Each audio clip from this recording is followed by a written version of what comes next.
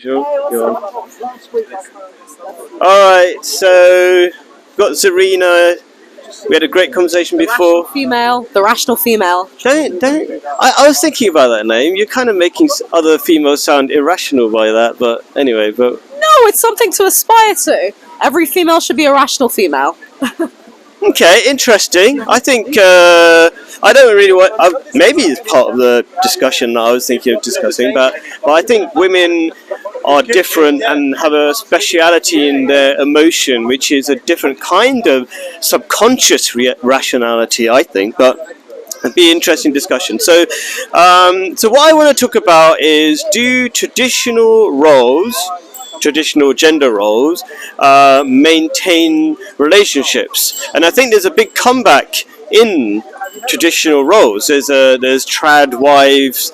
Trad wives popping all over YouTube. Do check it out. Trad is short for traditional, and I think there's a comeback because there's a massive problem in Western relationships. Like, you can give lots of statistics, but half of marriages break down. That's an old statistic, but a new one that's becoming realized is that 18 to 30-year-olds all over the West, 50% of them had no sex. This is the time when they've got the highest sex drive. So something's desperately messed up, and people are going, well, the new stuff isn't working, maybe it's the old stuff that's working. And actually, without going off, I want to get your feedback, but that's actually statistically true. The more orthodox religious you are, that's statistically proven to show that your family structure is going to be maintained, you're going to have more children and things like that. So just an initial kind of introduction. Oh, I should have introduced myself. So you're Rational female. That's my YouTube channel. But besides that, you're the anti-feminist, right? Yes, that's correct. So that's kind of like your main thing. And I am the Muslim who does happiness classes that anybody can benefit from, but my ideas stem from Islam. But even Islamic ideas are very common between lots of religions anyway. And so those traditional values are usually religious values.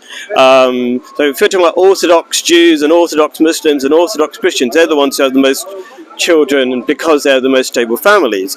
So because I want to teach this idea of Islamic values, how that can help relationships, I'm going to start with a bit of a verse which says, when we're talking about men and women, they are a garment for you and you are a garment for them. And that word garment, the Quran, this is from the Quran, they use a lot of the Quran uses a lot of metaphorical, poetic language, and it's a lot deeper than what you can get in the English. But the idea is there's three things that both men and women bring to each other in a relationship through this word garment, and that is comfort, security, and protection. No, what was three? No, comfort, beauty, and protection.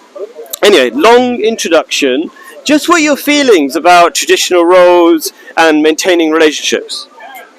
So what I maintain effectively is that men and women working together in complementary roles is not necessarily traditional. This is a universal human maxim, and I think the reason why we say this is traditional now is because over the last 10 to 15 years or so, people are now saying that there's multiple genders, that there's more than two genders, that gender is a social construct. But actually, and I obviously don't have the stats on this in my head, but if you just look at the general scope of human society, most people don't agree with this, and we know this because most people are still, nobody really believes that there's 2,000 genders. Most people believe that in a relationship, a man should be a man, a woman should be a woman, and you're absolutely right. This isn't necessarily Islamic per se. This is really a universal human maxim. It's something which translates across cultures. So personally, I wouldn't really use the term traditional values because it's true that does usually have religious connotations, and as someone who is not religious, I don't really consider myself traditional. I consider myself... Should we call it so we can label it so people know what to go back to? You need to identify stuff and say,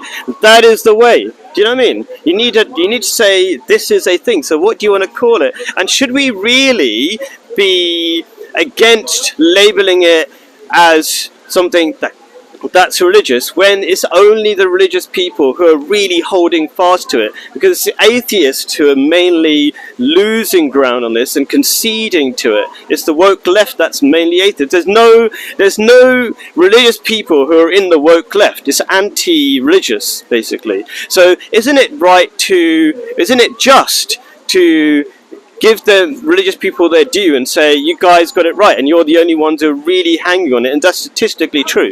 Well, no, because, for example, many atheists such as Christopher Hitchens, Richard Dawkins, Sam Harris, and the fellow Carl Benjamin of the Lotus Eaters, none of these men are religious, yet none of them are for the woke left. And I think the problem is that, being an atheist or being non-religious doesn't mean you have to be on the woke left. Many conservatives or people who lean more libertarian are very much against a lot of the leftist wokeism. And I do understand what you're saying about, it being traditionalism, but the problem as well is that when we start to say traditional versus this, we're actually splitting people up into dichotomies, which is what I say is more of a universal human maxim, as in I don't really come from any religious standpoint, nor do I come from any political standpoint. My standpoint is really what I'm trying to propose is a universal human maxim that actually in a relationship men should be men, women should be women. And because this does vary from culture to culture, how the culture interprets this and how the culture interprets this, but if we start with that as a base, because again, evolutionary biology, there's nothing religious about that.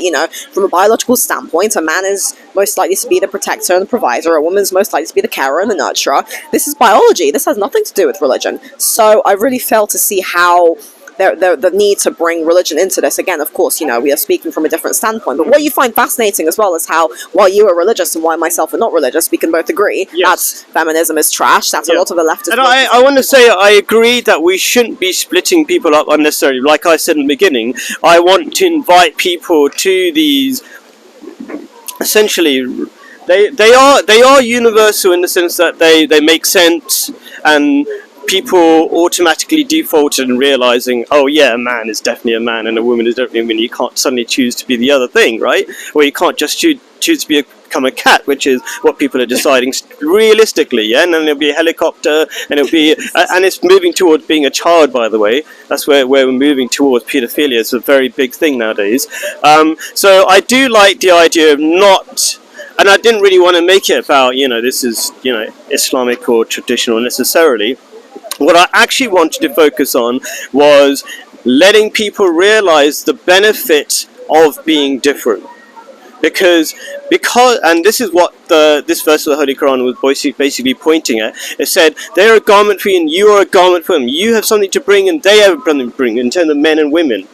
And what we've lost because of feminism as it's decided now, because I like to say I'm a feminist, but not the feminist that you're against. I'm a feminist in the sense that women's advocates. I'm a women's advocate, yes, for sure. Yes. Because I'm a women's advocate in the sense that I say women are different, therefore should be treated differently. They shouldn't have to do the stuff they don't want to do. Right? Statistically, they want to do certain things, men want to do certain things. Let people do what they want to do. Don't force people to do, go to work if they don't want to go to work, if they want to be housewives, right? And you should a lot of women do want to be housewives because actually they like their children, okay? And they actually don't want strangers taking care of their children. And that is biology. Right, exactly, right? Okay, so anyway, I want to talk about these three things, the comfort, the beauty, and the protection brought by being in a relationship between men and women. And here where you've got to say it, right? So the comfort is, well, at a very basic level, in Arabic. What's your background again? I remember you're Indian or something, but I keep feeling like everybody thinks you're like Ethiopian or Somalian, but you're what? Half Indian and half Tanzanian. Yeah, most people do think I'm Eritrean or Ethiopian, but yeah, half Indian, half Tanzanian, and my background is non-religious, very secular. Sure. The reason why I was asking, because just in case you knew some Arabic, but then I guess you don't since you're not from that. So the word in Arabic for men and women or spouses is zawaj, which is a really beautiful word. I don't know if you know what it means, but it means part of a pair, which you kind of have in English as well. Your better half, your other half, and all this kind of stuff, right? But it means not just an identical pair, but a complementary pair, like a pair of shoes can be called zawaj, right? Because they're different, but they're supposed to work together, hopefully. Like, hopefully when you're walking, you're not like one foot is trying to go the other way and the other foot. And that's really important, because in modern feminism, instead of the genders complementing each other, they're competing against each other. It's like 2 feet competing against each other, you're going nowhere. What do you feel about that to begin with? And that's sort of that's just to bring it back to the comfort idea. You feel more at peace because you're supposed to be one, right? And you do things that are different, and you do things better because you're one when you're together. How do you feel about that? Absolutely, and I was actually thinking earlier as how maybe one of the reasons why a lot of people are romanticizing the past and romanticizing traditionalism is because things have swung so much to the extreme today that people think that, oh my god, we need to go back to the past. It's not, because obviously there are a lot of good things about the past. I was talking about a gentleman with this earlier, but I do wonder if this dichotomy of traditionalism versus, we'll say, the leftist wokeism is because the woke stuff is so extreme. You know, you have these kids who are just, some of the things they say are crazy. I mean, they, you know, like as we were saying, now saying people can identify as a cat, and it's just ridiculous. And what's even worse is that they have such a loud voice. They're so prominent in the media, in politics. So I do wonder if that's why people are romanticizing traditionalism. But definitely that's something I've always maintained. You know, a man and a woman are supposed to be complementary. We're not supposed to be competitors. You know, men are really, I mean, historically, men usually compete with other men and women usually compete with other women. But this idea of women and men competing with each other is really very strange. And it is something which feminism has caused. It's definitely caused for women and men to be competitors rather than to be effectively complementary. Yeah, I mean, this whole, when you hear feminists say we don't need men, It's terrible. and that's just a sad thing to say because I think they've just been hurt. That's all it is. That's what I boil it down to. So, and also, yeah, the whole thing about the woke thing, and I like your ideology, idea that wokeism is basically against biology. It's against what we see with our eyes. But we know men and women are completely different. But it's against what we see with our eyes. Like, we know our mothers are different to our fathers. We know they look different. We know they act different. Can you repeat what you said about? Oh, wokeism. Yeah, maybe we should explain the term. It's this idea. It's kind of. I would describe it, and then when you start making terms, you have to explain. What did you say about wokeism? Okay, do you understand the term wokeism? No, what did you say? Okay, I would say wokeism. Okay, what is wokeism to begin with? Wokeism, the idea of being woke is like you've woken, you suddenly realize reality. That's not what you said earlier, though. But No, I'm just trying to define it, but It yeah. actually comes from cultural Marxism, because a lot of these ideas, you know, it's important to remember that feminism, gender as a social constructionism, deconstructionism, these all derive from cultural Marxism, and a lot of them come from the Frankfurt School, which was created, as well as the Birmingham School. These schools are created to push these ideas, and really their whole goal was to effectively reconstruct society and have this idea of gender as a social construct. And you're absolutely right, you know, a lot of it does link to paedophilia. If you look at people like Dr. John Money and also Alfred Kinsey, so there's a lot of very dark stuff underneath all of it, but that's really where it comes from, cultural Marxism or critical theory. And so you can only have that idea if you don't think, well, I think it's strongly, you can't be a proper Marxist in the proper sense without being an atheist, I would say, because you have to let go of all the biological realities. You have to say, no, it's all in our minds and we can reconstruct everything. you're not. You're. Go on. What's fact- your question? Yep. Don't push it so Oh, close. sorry. To mine. Don't get upset. This is how I catch sound. Otherwise, you're going to catch the I'd wind. be upset if I want to, but Okay, but I want to keep a conversation with him because I want to make it. I'll ask him one question, but I want to. Because we're going quite well with a good conversation. that is Islamic cannot be woke because they're already woke. No, I don't think so. I'm talking about statistics. Okay, I'm just going to talk to it because statistically, we're talking about reality here. Reality, Muslims are not woke generally. They're just the opposite on the end of the spectrum. So we can maybe there's one person who's this and whatever, but they're probably. Say you're woke. Sorry, am I woke? No, I'm not woke. Okay, so I just want to I want to make progress so people have some benefit from these videos rather than just getting lost in, you know, like description of titles and things like that. Anyway, so it's not new made up. there's another thing that the Quran says which is really beautiful that is overlooked. Okay, and it has this weird distinction. Okay, and I'll say I'll put all the references in the bottom of the video, but chapter 30 verse 21 it distinguishes between love and mercy that you have between women and men. So it's kind of like there's a biological need like sex and things like that, right? No, I don't think And so. this is coming back to the comfort idea. Like, there are basic needs you have. Like, if you don't get to eat ever, you're going to be in big trouble. You're going to be hungry, and then you're going to need it more, right? And statistically, people who are in long-term relationships have 95% of the sex, right? So it shouldn't be surprised, right? Because you've got it on tap, as it were, right? So people who are not in long-term relationships, they're struggling physically for their basic needs, but also there's a sense of gentility between husband and wife if you found a decent person to begin with. Like if you're marrying somebody who doesn't care about the idea of marriage and they're individualistic and selfish, then you're going to have problems. You're not going to have any of these benefits, right? Okay, and people who think there's a competition between men and women and that men and women should do exactly the same things, then you're going to have problems because it's like 2 feet trying to walk at the same time. Do you know what I mean? Trying to do the same thing rather than in tandem. You know what I mean? So, so there's those kind of benefits, some basic fundamental needs. Besides sex, there's a sort of warmth and understanding. I can't provide statistics for everything, but I think there's generally, like, I find as a man, between me and my wife, right, I often don't even realise if I'm hurting myself or push myself too much. My wife goes, calm down, you're feeling sick, you need to do this. And then it's the other way around as well, like we're protecting the wives. Like she always tells me to throw out the rubbish, because actually, statistically, women have a higher, what's the nausea, I can't remember the word, disgust. There's a word for it, but they have a higher sensitivity to disgust, which is actually biologically beneficial if you want to take care of children, you want to avoid germs, you don't want the children to die and be sick and all these kind of details. So what do you think about the kind of semi-physical and, I don't want to call it spiritual, what's it, like emotional benefits that provide, we're still on number one, which is comfort, right? Provide comfort to both beings both ways. How do you feel about that? Well, I completely agree with you, that a relationship between a man and a woman is supposed to provide comfort and warmth. And personally, I think, happy, stable, fulfilling relationships between males and females are one of the most beautiful things in the world. I'm an author, I write romance books, among other genres. And, there is something very beautiful about a romantic relationship between a man and a woman that can be maintained, that can stand the test of time. And, this is something which, yes, a lot of the feminism is effectively destroying, because it's teaching women that they should view men as oppressors, and it is very much distorting this, and it just seems to be very hard on everyone.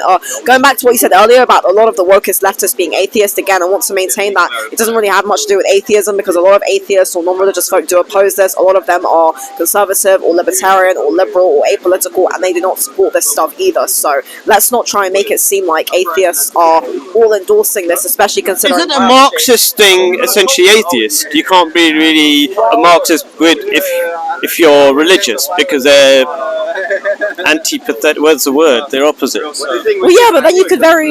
Because I was saying to someone... Shall I can bring that closer, stand on the foot. Khaled, do you want me to hold Yeah, it? it's off right now. Yeah, is it off? Is it? Oh no, it's off. Yeah, it's off. It's It's off. just- Okay, do you want to hold it for her on the side, so it doesn't fall? Yeah. I mean, effectively, well, you could very easily then say that, is an ISIS Islamic. I mean, there's extremism in everywhere, isn't there? You could say ISIS is Islamic and the Crusades were committed by Christians, there's extremists everywhere. But we wouldn't turn around and say that all Muslims are terrorists, nor would we say that all atheists are Marxists. So let's maintain the reality on that. Sure, we'll leave that for now, right? Okay, and since you brought up the beauty thing, and it's so important, right? This is the next...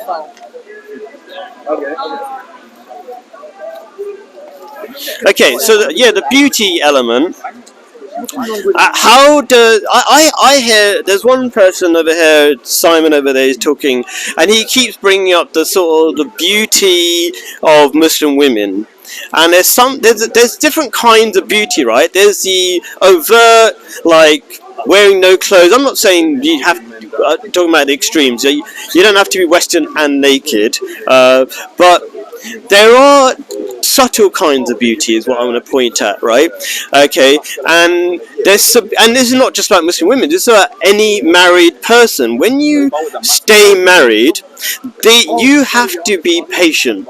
You have to be understanding. You have to be soft. You have to be understanding, really. And there's beauty in that growth that is necessary for a society to exist.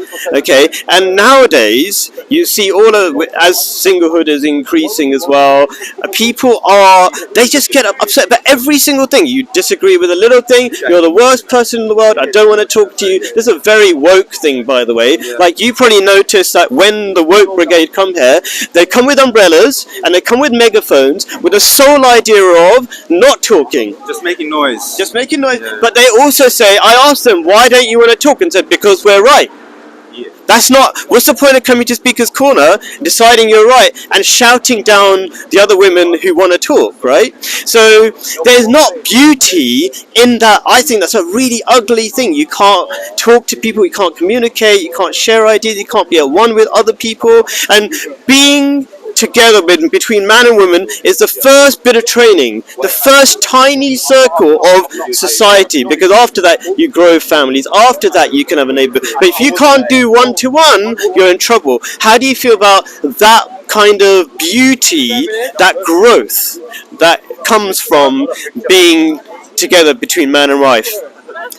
Well, I definitely agree as well, because, you know, happily married people, there's been evidence to suggest that people in good, we'll say specifically in good marriages, because obviously not all marriages are good, but people in good marriages do tend to be much happier than people who are single, because there is that sense of a couple bringing out the best in each other. And, you know, if you're able to grow together and have that positive level of growth, that is a very good thing for society. So I do agree with you that, yes, there's definitely a lot of beauty in marriage, there's a lot of beauty in, because at the end of the day, you know, when a man and woman are together and they love each other, or, you know, I'm not against homosexuality, you know, for same with homosexual couples, a man and a man, woman and woman, when two people are together and they're in love and they're able to grow together and they're able to carry that to make a family, that is a very beautiful thing. And this is really probably one of the main reasons why I'm against feminism, because I'm very pro-romance, I'm very pro-love, I'm very pro-compassion. I think that's really, well, it is just a universal thing again, because this is something which most people desire. Most people desire a caring, stable relationship. That's just something which most people want. Yeah. So just to bring back what we're talking about here, I'm trying to bring back the people's want and need to be in relationships, in long-term relationships, because a lot of people are saying, no, we don't want to bother anymore, there's no need anymore, you know, and that's a really sad thing. So just for people to know, I'm talking about these three qualities that the Quran essentially points out, which is comfort, beauty, and protection, right? And then you also brought out the secondary thing that comes out of the beauty of a one-to-one relationship, which is a family, which is a beautiful thing. Children are beautiful things, right? Without children, we become like robots and we forget how to be real and things like that. There's so many things that children bring to the world. So I suppose that's a secondary thing, and maybe people could express it better than I could. Yeah, you want to say something? People like listen to the news a lot, and a lot of people haven't realized that the news is complete BS. So it makes it very hard to stay in a relationship, because one person gets manipulated. You think that's completely normal. 1 year, 2 years, you're in the relationship. You want to jump into No, I don't. Yeah. Oh, okay. And then suddenly things change, you know, and the news convinces one of the people in the relationship that the other person is a complete arsehole, and the person listens. Right. And the unity isn't in the family unit. Shall I put you on the spot? You're a single man, but have you accepted the BS? Have I accepted? Of course not. Does it look like I've accepted the BS? Okay, what do you think? Because you're one of the target audiences, actually single, right? Okay, I'm putting you on the spot, but it's good. But this is how we're trying to keep it real, right? Yeah. Okay. The whole point of this is not just empty talk and making a video for the sake of it. It's to really try to convince the importance of it. Who is the alliance to? Is it to the family or is it to the state? The problem is it's to God. No, I know, but a lot of people, actually, that's a lot of people Yeah. think that the state is a better partner or a person to take advice than the person, their family, whether it's their parents or their loved one. They give their decision power over to Twitter or to the news or to politicians. Because people idolize. I want to step back from. Actors, they listen to people. I want to step back from taking, like, okay, I kind of want to step away from the idea of it's somebody's fault or it's the state's fault or whatever, right? I want to take responsibility, and I want people to take responsibility and say, you know what, we chose to be single to some extent, right? I do think there are a lot of reasons why people are single, and because there's no community, and there used to be community that used to bind people together. Why there's a problem in the relationship, with a long-term relationship. There's a problem. Yes. Because the alliance has been broken. Before the 1960s, the family was the most important thing. People used to listen to each other hardcore. Yeah. And then after the sexual revolution, slowly, after decades, the state took more and more power from this unity that used to be so strong. And that was the idea, the objective, to break the family units so that people could be divided and I think our souls broke. It was all planned. No, guys. I did a whole video about how people are easily tricked, and this is my thing against atheism. Atheists are easily tricked because they have no foundations. So yes, it was planned, but the only people who didn't follow like sheep with the plan were the traditional, not traditional religious people. But anyway, to break up the family. it seems to be something. How does the state benefit from like? I don't know about the state. It's not the state necessarily. It's some psychopathic people at the top who hate humanity. That's isolated so they can't unite. Anyway, so yeah, so there's all sorts of reasons why people might say, sorry.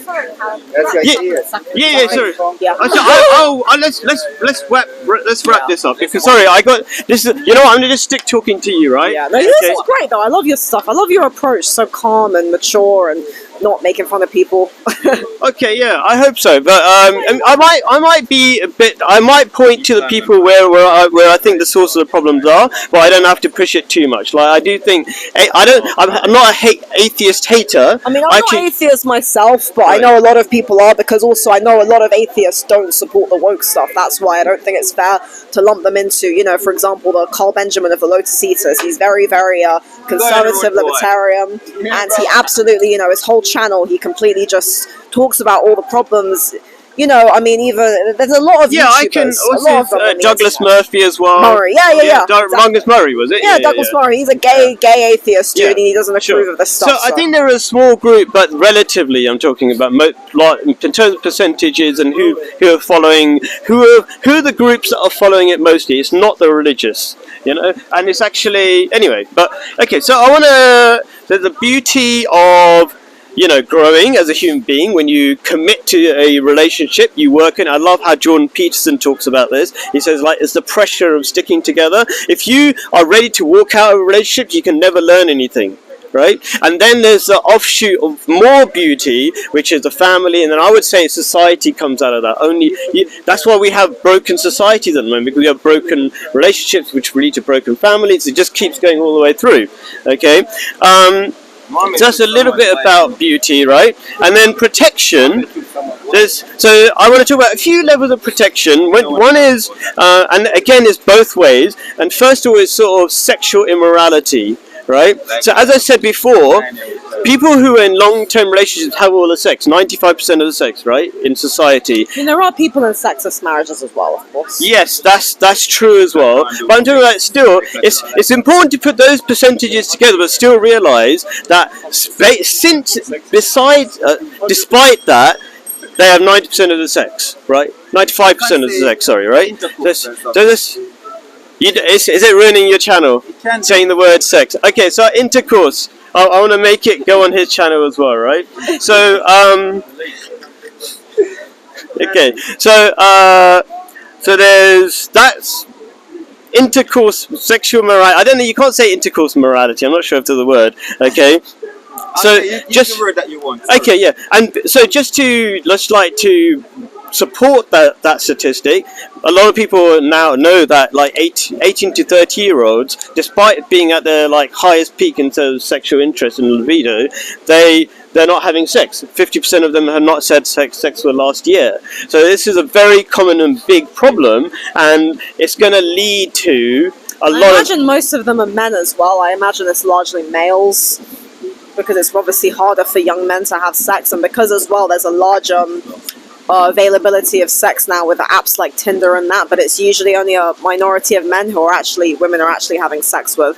So that's just something to point out as well. Exactly, 4% of men have all the sex on Tinder, basically. Most of the time, and the reason why it's mainly men who are having less sex, I guess, is because it's women. Most of the women are having sex with that 4%. So they're getting sex, but like not much anyway. And then the men are completely taken out. So yeah, and so that's gonna. So if you're not having sex with a real person, you're going to be going towards pornography and prostitution. And this is, I'll point out very briefly, there's a massive rise in paedophilia, and that's a result, I would say partly a result of what happens with pornography, because it makes you go to more and more extreme things, because that's how the human mind is made. It wants new things. That's very enough. Okay, Sorry so again, Callie, we wrap this up in a second. yeah, so what do you think about this sort of protection from immorality and both ways? It's complicated, isn't it? Because obviously, I don't think that. Pornography addiction is a big problem, especially with young men. There's a lot of young men on the internet who are speaking about this, who are trying to talk about things like positive masculinity and how men should be more empowered and not be relying on things like pornography. And, the NoFap community, that's a very big thing as well. So I think a lot of men are speaking out against this. And there's a really good guy named Cole Hastings, who I quite like. He's got quite a big guy on YouTube, and he talks a lot about this, about positive masculinity, and Jordan Peterson's talking about this as well. As for the correlation between pornography and pedophilia, I'm not sure. It does seem most of the pedophiles are the rather high-profile people. No, but there's a massive rise in pedophilia, and where is that massive rise coming? And that It's mainly coming from the elites, isn't it? And the no, because there are hundreds of thousands of kids being trafficked for pedophilia. The elites they don't want to have sex with hundreds of thousands of people. They can't physically. Okay, and it's known that if you're a porn addict, what naturally happens, inevitably happens, is that you go to more and more extreme versions of pornography. Were you aware of that? Doesn't it's... I don't know if I should bring this up or not. The fellow was bringing it up, but effectively, Muhammad consummates a relationship with a 9-year-old girl. Okay. There have been some more, say, fundamentalist Muslims who have endorsed things like grown men having relationships with children and child marriages and such and such. I know this does happen effectively, especially in countries where there is very, very large... So let me talk about it, because he mentioned it and I thought I was going to ignore it, but basically Islam says you have to be married to a woman. Okay, now the question of how old that woman is and if you believe in listening to nature or not is up to you. So for example, and I don't necessarily believe he did marry a 9-year-old, but if that 9-year-old was a woman, and this might sound controversial to our mindset and nowadays, but even 7-year-olds of the past, kings and queens were married at that age, right? It's just a current mindset. But let me just explain. Let's say the law was, and I'll go into it's a bit of a sidetrack, but I don't want to spend too much time. Let's say the law decided you have to be 30 years old to have sex, right? They decided, right? But actually, you have sexual urges, you have basic needs, right? Is the law correct, therefore? Well, in that context, let's say no, it isn't. Right. So basically, if we're trying to make it really simple, let nature decide. And nature says, when you're biologically ready to have sex, you should be allowed to have sex. That's what I'm saying. So Islam says, if you're a woman and you're a man, you're allowed to have sex. It does not say you should be a child. That's against Islam. Sure, as long provided as they're in a similar age range. No, but that's your mindset. That's a Western way of thinking. But the simple idea is, that's a man. There's a man and a woman, and they chose, and you don't. Nobody gets to dictate to them who they like and who they're allowed to marry. Sure. Yeah. Okay. But anyway, so I want to get to the next level of protection, which is protection from capitalism. I think a lot of women are abused at work because they're more agreeable. Okay, and so they do a lot of the crappy jobs for low pay. There's a reason for the gender pay gap, because they get paid less they choose jobs that pay less. Okay, and they get more abused because they're more agreeable. On the other hand, you've got men who are naturally industrious. What do I mean by that? Statistically, they're more attracted to STEM fields, right? Science, technology, engineering, and mathematics. These produce more money, right? So just like in any company, like if let's say there's a hospital, I'm not going to be the doctor and the chef, right? We specialize, and when you specialize, you actually get more benefit. So and it's kind of like did I miss something? I did miss something earlier on. I'll come. When you have both men and women trying to go to work, this is a massive problem in the relationships, right? Is that women are just too tired. Men will have sex any time of the day, right? Okay, but if you've got a woman, you'd be like, I'm really tired, I can't have sex. And it's a massive problem in what we were talking about, sexless marriages, right? So why don't people specialize? Men are just generally industrious, and just psychologically it's known men like things, women like people, and that's not a bad thing to like people. It's just harder to convert into money, right? So let people specialize, let men work, let women do what they're amazing at and men are relatively rubbish at, which is taking care of children. My wife still makes fun of me. Like after years, there was one of our kids, right, and I forgot to put the nappy on or put the pants on or something like that, and she still reminds me, like she would never make that mistake, right? I'm not purposely trying to make mistakes, right, as a father, right? My point is, we're good at different things, okay, and I suppose my quick point here is men protect women from abuse at the workplace, okay, and in turn, in a subtle way, and I don't know if people appreciate this, women give peace to men so they don't spend their money on drugs and prostitutes and all these terrible things and use their money constructively instead of, in fact, I think women are really good at taking care of property and things like this. There's a beautiful there's a beautiful work together, teamwork there that protects each other from abuse in different ways. And in this particular way, capitalism. How do you feel that maybe relationships can protect men and women from capitalism in different ways? Just a couple final comments before we finish. Yes, I do think that it's very easy to blame capitalism. I wouldn't necessarily say this is because of capitalism per se. It's more because of the large rise in wealth inequality. However, this isn't necessarily all purely because of capitalism. It's because of the way capitalism is being used, and there's definitely been a rise in a push for more women to enter the workforce and to negate being housewives and mothers. And what's quite sad is that prior to the 1960s, lots of women did indeed work. It's just that feminism almost pushed that onto all women instead of accepting that most women rather be housewives and most women rather be with their children than in the workplace. So I do think that there is a lot of wealth inequality caused by capitalism, but I wouldn't necessarily say capitalism is all problematic. It's more about the way capitalism is used. Thank you, Khaled. Yeah. So I will just finish because we made it quite long. But yeah, I don't blame capitalism for everything. But I think capitalism easily becomes abusive when you have immoral agents, as it were. Like you can have good capitalism with moral people. Like money itself is not evil, but it can be used for evil as well. It's like nuclear power. It can be used for good, it can be used for bad, right? But it depends about how good the people are who are operating it. And I suppose just to wind up, there's something I like. It's about protecting our future. Like there's so many people committing suicide because they have no sense of looking forward to a beautiful future. And when you have family, that's definitely something to look forward to when you have children. But there's another kind of element I'm going to just touch into and then I'll leave it, right? There's a really weird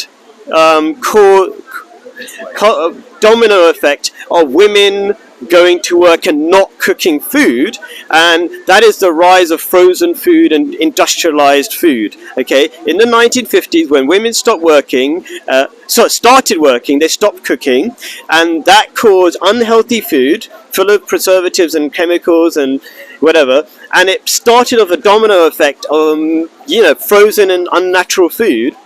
And so it protects you. Just keep it short. In Western culture, That's not Western. you're just making up information that's no sense of reality. I think you're woke.